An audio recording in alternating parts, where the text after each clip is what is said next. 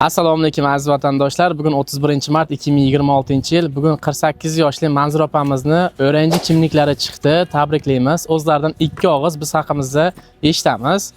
Assalomu alaykum hurmatli vatandoshlarim. Mana Turkiyada yurgan vatandoshlarim. Mana kimligim chiqdi. Yoshim 48 yoshda. Agar ishonmayotgan bo'lsalaring, yana bir nima qilib ko'ringlar. Mana meniki chiqdi. Shahzod o'g'limga ishonganim uchun boshruv qildim. Lekin O'zbekistonga ketayotganimda 1 yil menga deport urgan edi. 1,5 yil qochoq yurgan edim. Yo'q, keldim, yana takror bosh urdim.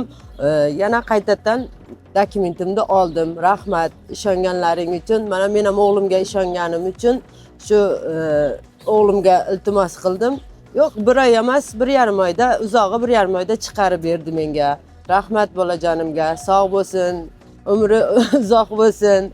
Hamisha ishlarni omadini bersin. Ishonsalaring, mana sizlar ham bosh uringlar. Agar siz ham ushbu opamiz singari Turkiyaga kelib qonuniy ravishda yashash guvohnomasi olishni xohlasangiz, pastdagi ko'rsatilgan raqamlarga aloqaga chiqishingiz mumkin.